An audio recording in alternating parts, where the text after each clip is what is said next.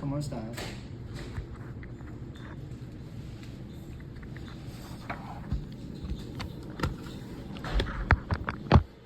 So my speech is on the risk of vaping for the younger generation. Everyone has seen it, someone casually vaping in a school bathroom, at a party, or even just walking down the street. It looks harmless, but it is actually the opposite. As a student in college, I have noticed a trend of vaping being normalized. What if I told you that these vapes could be damaging your lungs, alternating brain development, and even setting people up for lifelong addiction? Whether you're a student thinking it's not a big deal, or a friend concerned about a peer, or a parent hoping to shield your children from these addictions, the issue of vaping impacts you. The younger generation is the new target for these nicotine devices, and it is working. As someone who has friends that vape, I can see the impacts on them. When we do anything athletic, I can see them out of breath and struggling to breathe like they used to be able to play. Vaping is not a safe alternative to smoking cigarettes, especially for young people. It's a dangerous long-term addiction with terrible effects on one's health, psychological consequences, and social risk that many don't realize until it's too late. My three main talking points are: what are the physical health risks of vaping? What are the mental and emotional effects of vaping? And what are the social consequences of vaping and normalization of this addiction?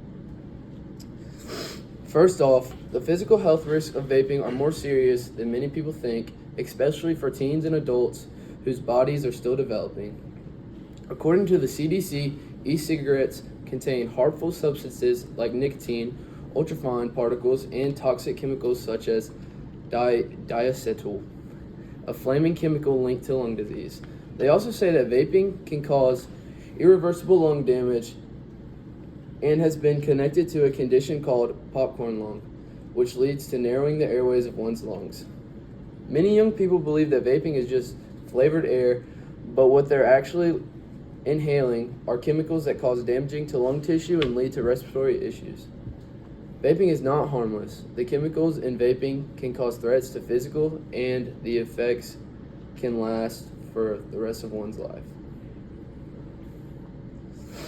In addition to the physical harm, vaping also affects the emotional and mental health of teens.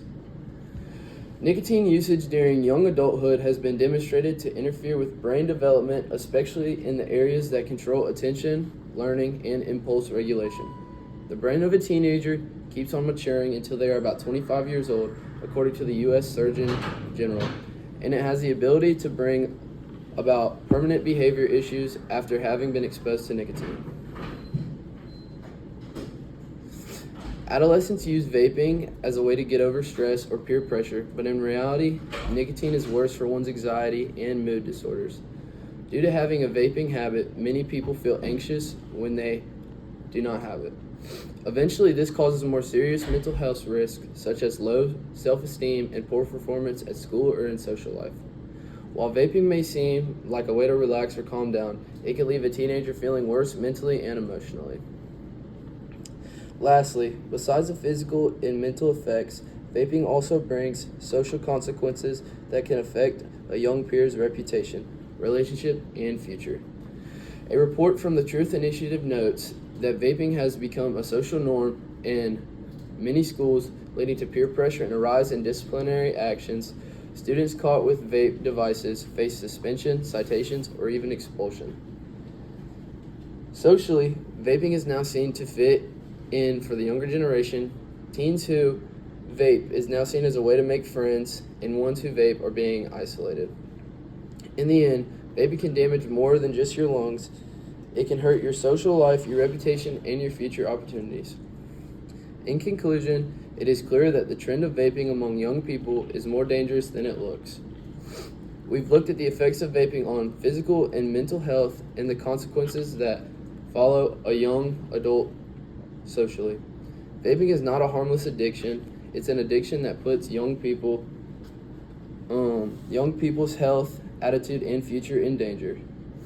Whether you're a vapor or not, it starts with understanding the truth and seeing the effects. Whether you're a vapor or not, it starts with understanding the truth and seeing its effects. As someone who has friends that vape, I can tell you the effects are obvious. The next time you see a friend or a young adult vaping, Think about how this is affecting them in the future. My references are the U.S. Center for Disease Control and Prevention, CDC e-cigarettes use among youth, Truth Initiative, ScienceDirect.com, and CDC health effects on vaping, smoking, and tobacco use.